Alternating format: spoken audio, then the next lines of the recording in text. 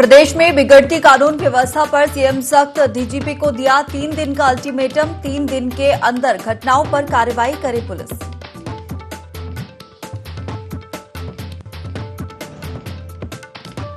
देश के 75 जिलों में 75 डिजिटल बैंकिंग इकाइयां राष्ट्र को समर्पित। पीएम मोदी ने की शुरुआत। सीएम धामी ने कार्यक्रम में वर्चुअली रूप से जुड़कर किया प्रतिभाग।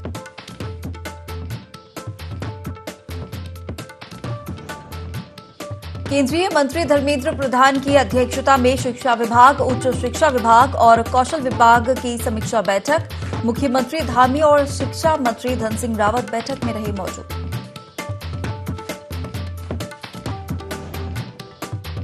सीएम धामी ने दी माता मंगला को जन्मदिवस पर शुभकामनाएं। उनके आवास पर जाकर दी गई शुभकामनाएं। कहा, माता मंगला का जीवन गरीबों के लिए समर्पित।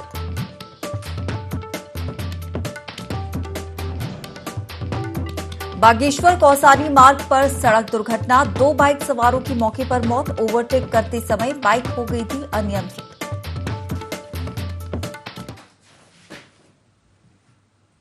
नमस्कार, बहुत स्वागत है आपका देवभूमि लाइव के इस खास बुलेटिन में। मैं हूं आपके साथ हिमांशा मेहता। बुलेटिन की शुरुआत करेंगे बड़ी खबर के साथ, जो देहरादून से मिल रही है, जहां समूह ग की भर्तियों में महिलाओं को आरक्षण मिलेगा। राज्य लोक सेवा आयोग ने सभी महिलाओं के लिए आरक्षण की राह अब खोल दी है।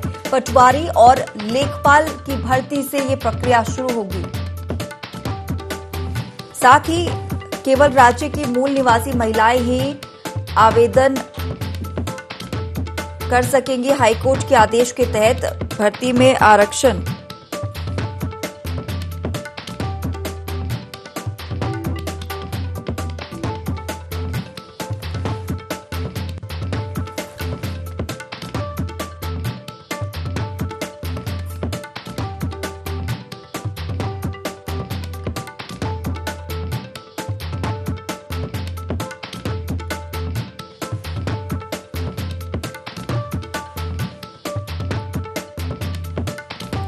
तो खबर देहरादून से, जहां समूह ग की भर्तियों में महिलाओं को आरक्षण मिलेगा। राज्य लोक सेवा आयोग ने सभी महिलाओं के लिए आरक्षण की राह खोल दी है। पटवारी और लेखपाल की भर्ती से ये प्रक्रिया शुरू होगी। साथ ही आपको बता दें कि केवल राज्य की मूल निवासी महिलाएं ही आवेदन कर सकेंगी इसमें, और हाईकोर्ट के आदेशों के तहत भर्ती में आरक्षण रोस्टर बनाया गया है।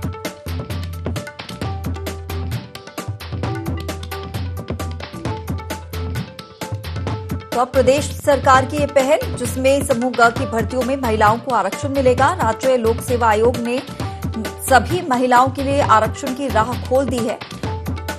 लेकिन इसमें खास बात यह है कि केवल राज्य की मूल निवासी महिलाएं ही इसके लिए आवेदन कर सकेंगी। हाईकोर्ट के आदेशों के तहत भर्ती में आरक्षण रोस्टर बनवाया गया है।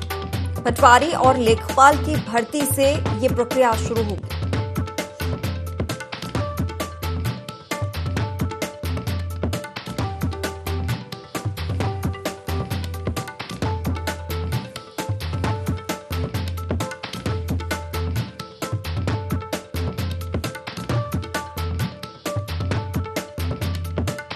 तो ये खबर देहरादून से आपको बता रहे हैं, जहां समूह ग की भर्तियों में अब महिलाओं को भी आरक्षण मिलेगा। राज्य लोक सेवा आयोग ने सभी महिलाओं के लिए अब आरक्षण की राह खोल दी है।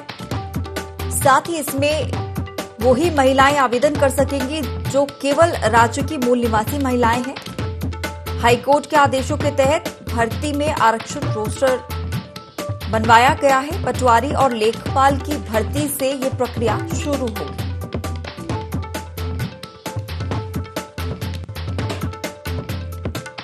तो महत्वपूर्ण खबर देहरादून से आपको बता रहे हैं, जहां समूह ग की भर्तियों में महिलाओं को भी अब आरक्षण मिल सकेगा, और इस आरक्षण में वही महिलाएं आवेदन कर सकेंगी आरक्षण को लेकर जो केवल राज्य की मूल निवासी महिलाएं होंगी। पटवारी और लेखपाल की भर्ती से ये प्रक्रिया शुरू की जाएगी।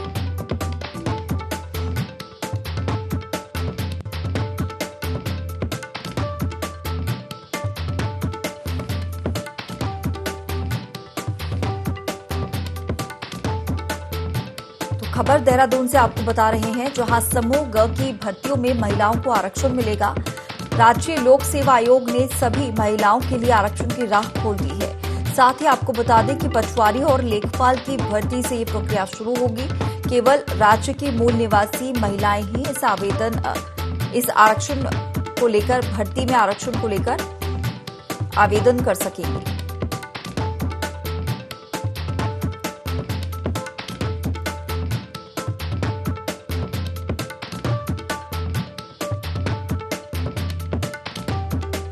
महिलाओं के लिए ये बड़ी सौगात है प्रदेश सरकार की तरफ से, जहां अब समूह ग की भर्तियों में महिलाओं को आरक्षण मिलेगा। चलिए और ज्यादा जानकारी के साथ हमारे प्रिंसिपल करस्पॉन्डेंट कैलाश बिष्ट हमारे साथ सीधे लाइव जुड़ गए हैं।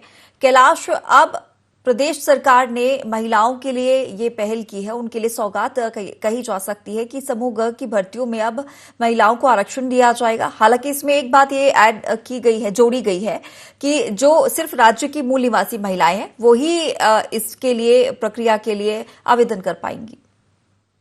बिल्कुल, जो इस वक्त आयोग है, आयोग द्वारा ये पहल की गई है और ये पहल को बहुत ही सराहनीय माना जा रहा है, क्योंकि क्षैतिज आरक्षण का जो मामला है, क्षैतिज आरक्षण का मामले में अभी किसी तरह की सुनवाई नहीं हुई सुप्रीम कोर्ट में, क्योंकि हाईकोर्ट में याचिका दायर की गई थी। हाईकोर्ट में याचिका दायर करने के बाद रोक उस पर लगा दी गई थी जो क्षैतिज आरक्षण था, जिसके चलते सरकार ने एक याचिका सुप्रीम कोर्ट में लगाई और सुप्रीम कोर्ट में ये मामला भी लंबित है। तो जाहिर तौर पर महिलाओं को आरक्षण देने के लिए अब जो नई भर्तियां इस वक्त निकल कर आ रही है, जो पटवारी से जिसकी शुरुआत हो रही है, तो इसमें जो आरक्षण है, आरक्षण दे रही है सरकार। और मूल निवासी जितनी भी उत्तराखंड की महिलाएं इस पोस्ट के लिए और इन भर्तियों के लिए अप्लाई करेगी, उन तमाम महिलाओं को आरक्षण दिया जाएगा।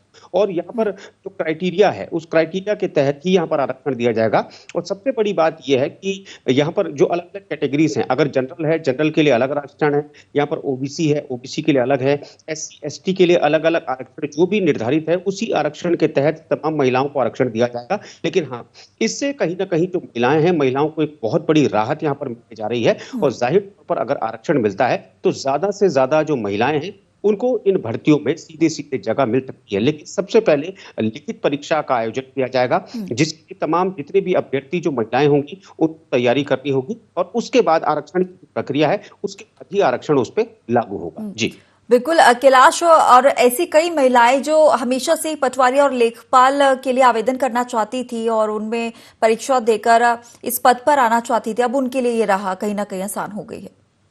बिल्कुल, देखिए जाहिर तौर पर कई समय से जो युवतियां हैं, महिलाएं हैं, वो कोशिश कर रही थी कि लेखपाल हो चाहे पटवारी हो, इन भर्तियों के लिए वो परीक्षाओं की तैयारी तो कर ही रही थी, कोशिश भी कर रही थी कि ज्यादा से ज्यादा महिलाओं को चयन हो सके। लेकिन आरक्षण का जो मामला अटक रहा था, आरक्षण के मामले के चलते ही कई महिलाओं को इस तरीके से सफलताएं नहीं मिल पा रही थी। लेकिन अब जो आयोग है, यहाँ पर आयोग द्वारा ये कदम उठा लिया गया है और आयोग द्वारा ये तो बाकायदा ऑफिशियल बयान भी जारी कर दिया गया है कि जितनी भी महिलाएं इस प्रदेश की हैं जो इन भर्तियों के लिए इस वक्त अप्लाई कर रही हैं, उन तमाम महिलाओं को जो रोस्टर के मुताबिक आरक्षण दिया जाएगा। तो जाहिर तौर पर ज्यादा से ज्यादा जो महिलाएं आवेदन करेंगी, उन तमाम महिलाओं से सीधा सीधा लाभ होने जा रहा है। बिल्कुल, चलिए कैलाश बने रहिएगा हमारे साथ, आगे और भी जानकारी आपसे लेंगे और रुख करेंगे अगली बड़ी खबर की ओर जो देहरादून से मिल रही है, जहां राज्य में GMVN की खाली पड़ी जमीनों पर हेलीपैड बनेंगे। एयर कनेक्टिविटी को गढ़वाल मंडल विकास निगम मजबूत करेगा। पहले चरण में श्रीनगर और गंगोत्री में निगम की खाली पड़ी जमीन पर हेलीपैड बनाए जाएंगे। निगम की खाली जमीनों का बेहतर इस्तेमाल करने का यहां पर उद्देश्य है और इसी दिशा में हेलीपैड का निर्माण करने का ये उद्देश्य है और निर्माण किया जाएगा। बोर्ड से इसे लेकर मंजूरी भी मिली है। तो ये खबर देहरादून से, जहां राज्य में गढ़वाल मंडल विकास निगम की खाली पड़ी जमीनों पर हेलीपैड बनेंगे। और ज्यादा जानकारी के लिए हमारे प्रिंसिपल करस्पॉन्डेंट कैलाश बिष्ट हमारे साथ लगातार लाइव बने हुए हैं। कैलाश, अब राज्य में जिस तरीके से गढ़वाल मंडल विकास निगम जो खाली पड़ी जमीनें हैं उस पर हेलीपैड तैयार करने जा रहा है, इसको लेकर जो मंजूरी थी बोर्ड से वो भी मिल गई है, क्या रणनीति बना ली गई है, सारी प्रक्रिया जो होनी थी वो हो गई है? बिल्कुल, देखिए तो पर्यटन मंत्री हैं सतपाल महाराज, अभी कुछ दिनों पहले और लगातार बैठकें थी वो हो रही थी। कल भी उनकी बैठक हुई थी, एक दिन पहले भी उनकी बैठक हुई थी और बैठक में साफ तौर पर ये निर्देश दिया गया है कि जो विभाग हैं पर्यटन के तहत उन विभागों को मजबूत किया जाए, उन विभागों द्वारा क्या कुछ प्रदेश का भला हो सकता है, उन तमाम चीजों को धरातल पर उतारा जाए। इसके लिए पहले से ही लगातार प्लानिंग की जा रही थी और प्लानिंग अब धरातल पर उतरती नजर आ रही है। अगर मैं 1 हफ्ते पहले की बात करूं तो 1 हफ्ते पहले ही पर्यटन को बढ़ावा देने के लिए, पर्यटकों को आकर्षित करने के लिए, क्योंकि मसूरी पे पहले ही पर्यटकों की आमद ज्यादा रहती है, लेकिन वहां पर और ज्यादा पर्यटक आए, वहां के जो क्षेत्रीय जो लोग हैं, लोगों को वहां पर रोजगार का लाभ मिले, तो वहां पर हेली सेवा का शुरुआत की गई है मसूरी में, ताकि जो लोग आते हैं वहां पर हेलीकॉप्टर के माध्यम से वो हिमालय के दर्शन कर सकें और उन यहाँ पर फायदा हो गई, उनको तो दीदार हो गई हिमालय का, लेकिन जो कंपनी इस वक्त इस चीज को ऑर्गेनाइज कर रही है या फिर जो छोटे छोटे दुकानदार वहां पर, उन लोगों को भी रियायत रोजगार मिलता। उसके अलावा जिस तरीके से गढ़वाल मंडल विकास निगम की बात की जाए तो गढ़वाल मंडल विकास निगम की कुछ जमीनें हैं जो खरीदी गई हैं और उन इस्तेमाल अब कर रहा है पर्यटन विभाग। इसी के तहत इनको डेवलप किया जा रहा है ताकि हेलीपैड्स वहां पर बनाए जाए। हेलीपैड्स अगर वहां पर तो पहले से ही जो हेलीकॉप्टर सेवाएं प्रदेश में चल रही है, क्योंकि जो तत्कालीन मुख्यमंत्री थे त्रिवेंद्र सिंह रावत और तत्कालीन सरकार में ही इसकी शुरुआत हुई थी कि जो छोटे छोटे हब्स हैं, हब्स को डेवलप करना, एक तो पर्यटन के लिए इसको बहुत महत्वपूर्ण माना जा रहा है और पर्यटन से ज्यादा तो सुरक्षा की दृष्टि है, क्योंकि ऑल वेदर रोड जो बन रही है वो सुरक्षा की हम्म। दृष्टि से बहुत महत्वपूर्ण है। कनेक्टिविटी अगर एयर कनेक्टिविटी से आप जोड़ेंगे तो वो ज्यादा महत्वपूर्ण है, क्योंकि उत्तराखंड की जो हम्म। अमूमन सीमाएं चीन से लगती हुई हैं और सुरक्षा के लिहाज से इसको बहुत ही अधिक महत्वपूर्ण माना जा रहा है। और शुरुआती चरण में जो श्रीनगर है, श्रीनगर को बेस बनाया जा रहा है और साथ ही जो गंगोत्री का जो क्षेत्र है उसको बनाया जा रहा है, क्योंकि गंगोत्री के पीछे से पूरा जो एरिया है वो चाइना का पड़ता है, उसके बाद सेना वहां पर डिप्लॉय, तो कहीं ना कहीं पर्यटन को भी इससे फायदा मिलेगा और सेना को इससे हम्म। बहुत अधिक हम्म। लाभ मिलेगा। चलिए, बिल्कुल कैलाश, तमाम जानकारी हम तक पहुंचाने के लिए और जुड़ने के लिए आपका बहुत शुक्रिया। प्रदेश में कानून व्यवस्था के संबंध में मुख्यमंत्री पुष्कर सिंह धामी ने सख्त निर्देश दिए कि पिछले दिनों हुई घटनाओं का खुलासा जल्द से जल्द किया जाए। अपराधों पर नियंत्रण के लिए राज्य सरकार सख्त है। इसी कड़ी में पुलिस महानिदेशक उत्तराखंड अशोक कुमार द्वारा उधम सिंह नगर के काशीपुर में खनन कारोबारी की हत्या, डोईवाला में हुई डकैती एवं जनपद हरिद्वार में पुलिसकर्मियों पर हुई फायरिंग के खुलासे हेतु 3 दिन का अल्टीमेटम दिया गया है। उन्होंने कहा कि 3 दिन में उक्त घटनाओं का खुलासा न होने पर संबंधित थाना प्रभारी एवं क्षेत्राधिकारी को हटाया जाएगा। इसके अतिरिक्त उन्होंने बताया कि संबंधित जिलों के वरिष्ठ पुलिस अधीक्षकों को उपरोक्त घटनाओं के जल्द खुलासे न होने पर अपराध नियंत्रण में नाकाम माना जाएगा।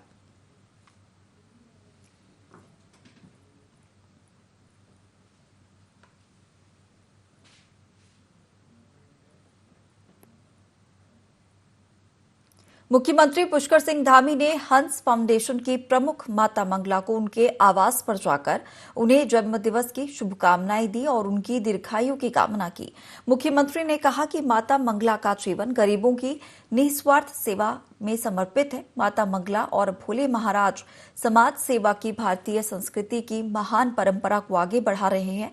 उत्तराखंड ही नहीं बल्कि संपूर्ण देश में उनके द्वारा जनसेवा के लिए अनेक काम किए जा रहे हैं।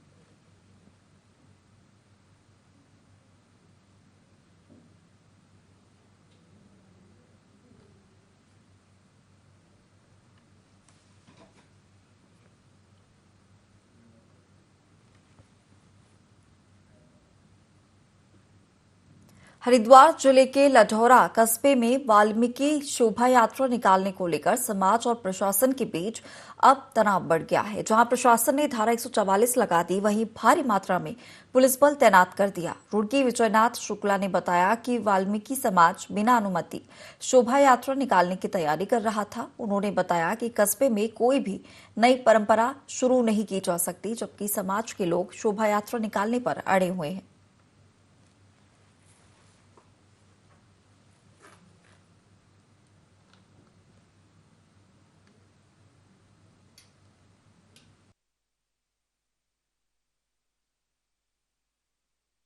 में शांति व्यवस्था को देखते हुए आज के दिन पर्याप्त पुलिस बल लगाया गया है और इसको 9 सेक्टरों में बांटकर जगह जगह पॉइंट्स पर बैरिकेडिंग लगाकर पुलिस बल तैनात किया गया है ताकि शांति व्यवस्था को किसी तरह की कोई खतरा ना हो, किसी प्रकार कोई दिक्कत ना हो। धारा विगत दिनों कुछ ऐसी घटनाएं हुई जिसके आधार पर ये समाधान हुआ कि त्योहारों का मौसम नज़दीक है और इनको देखते हुए शांति व्यवस्था के लिए धारा 144 लगाई जाने आवश्यक हो गई।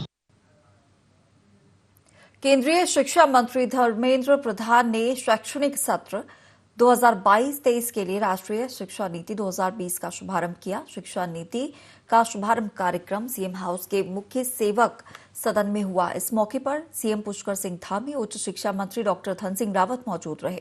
इस दौरान केंद्रीय शिक्षा मंत्री धर्मेंद्र प्रधान ने राष्ट्रीय शिक्षा नीति लागू करने के लिए उत्तराखंड सरकार को बधाई दी। उन्होंने कहा कि बाल वाटिका से उत्तराखंड ने ही इसकी सबसे पहले शुरुआत की। देवभूमि उत्तराखंड विद्वानों की भूमि है। अब प्रयास करने होंगे कि आने वाले समय में 100% बच्चे बाल वाटिका में प्रवेश करें। उन्होंने कहा कि किसी भी देश एवं समाज का विकास बेहतर शिक्षा से ही हो सकता है।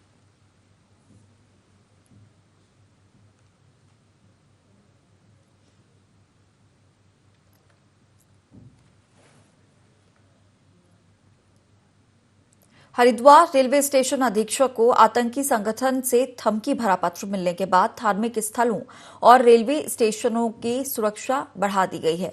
धमकी भरे पत्र में कई रेलवे स्टेशन और धार्मिक स्थलों को बम से उड़ाने की धमकी दी गई। लक्सर रेलवे स्टेशन पर सुरक्षा की दृष्टि से चेकिंग अभियान चल रहा है। इस दौरान जीआरपी की एसआई रचना देवयानी से खास बातचीत की हमारे संवाददाता गोविंद चौधरी ने। स्टेशन अधीक्षक को आतंकी संगठन द्वारा धमकी भरा पत्र मिलने के बाद एक बार फिर जो रेलवे स्टेशनों की सुरक्षा यहां पर बढ़ा दी गई है, क्योंकि देख सकते हैं इस समय मैं मौजूद हूं लक्सर जंक्शन पर और तमाम जो पुलिसकर्मी हैं लगातार चेकिंग अभियान कर रहे हैं।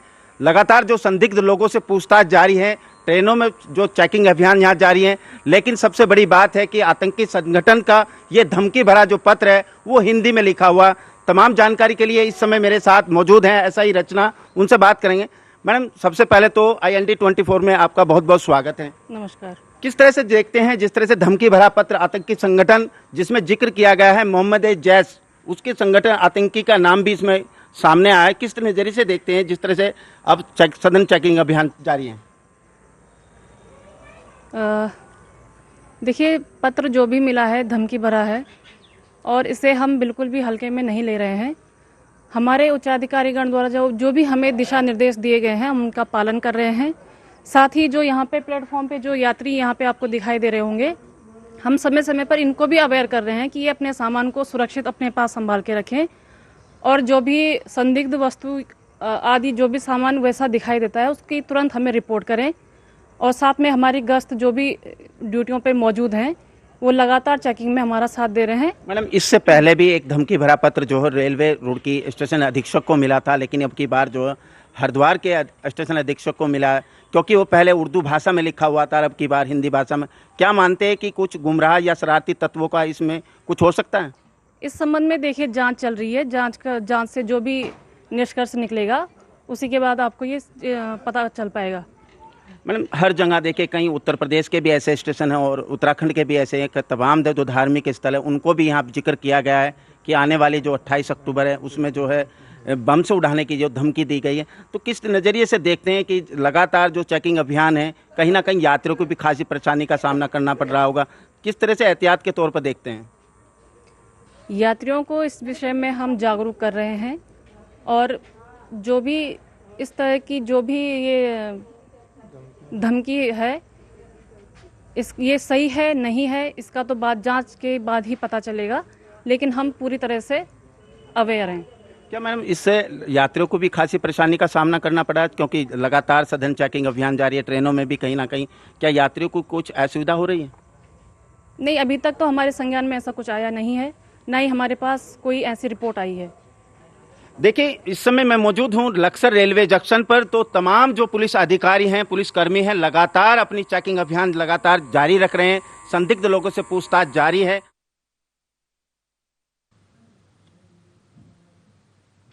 प्रदेश में अब जनता की समस्याओं का निपटारा जल्द हो सकेगा। मुख्यमंत्री पुष्कर सिंह धामी खुद जनता दर्शन कार्यक्रम में शामिल होंगे। इसी तरह से सप्ताह में हर दिन कोई न कोई मंत्री रोटेशन पर आम लोगों की समस्या सुनने के लिए पार्टी कार्यालय में बैठेंगे। भाजपा नेता देवेंद्र भसीन का कहना है कि ये उत्तराखंड के इतिहास में पहला मौका होगा जब मुख्यमंत्री आम लोगों की समस्या सुनने के लिए भाजपा प्रदेश कार्यालय में बैठेंगे। जनता दर्शन को लेकर कार्यक्रम की रूपरेखा तैयार हो चुकी है।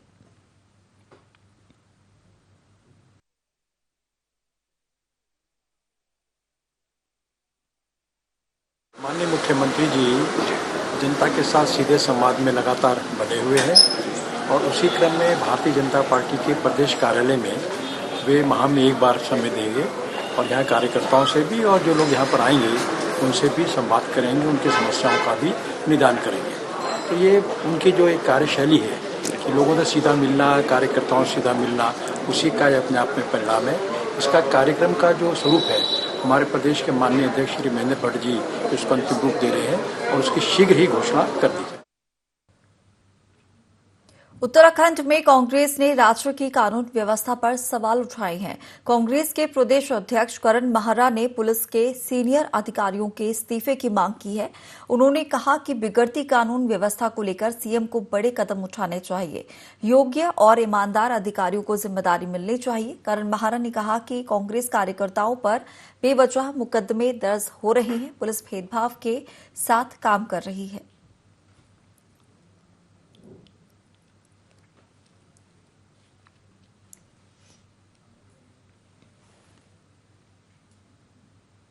कालाढूंगी में लोगों को नुक्कड़ नाटक के जरिए डेंगू, बुखार और मलेरिया के प्रति जागरूक किया गया। कुमाऊं सांस्कृतिक कला उत्थान समिति के कलाकारों ने नुक्कड़ नाटक किया। कलाकारों ने मुख्य बस स्टैंड पर सांस्कृतिक कार्यक्रम के जरिए लोगों को जागरूक किया। समिति के अध्यक्ष विनोद कुमार ने कहा कि घरों के आसपास सफाई का ध्यान रखें। बार बार तेज बुखार आने और शरीर पर लाल रंग के निशान होने पर तुरंत डॉक्टर से संपर्क करें या 104 पर निःशुल्क फोन करें।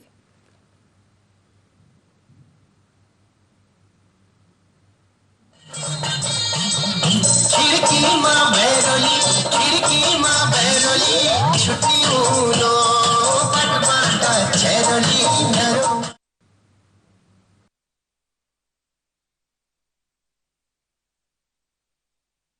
स्वास्थ्य विभाग ने आमंत्रित किया और स्वास्थ्य विभाग ने अपनी तरफ से कार्यक्रम दिए हैं कि डेंगू और मलेरिया पे जो आजकल जो चल रहा है उससे किस तरह से ये परिवार बच सकते हैं, हम अपने घर के आसपास किस तरह की सफाई रख सकते हैं। छोटे छोटे गड्ढों में हम पानी इकट्ठा नहीं कर सकते जिससे हमें मच्छर पैदा हो और हमारे लिए जानलेवा बन जाए।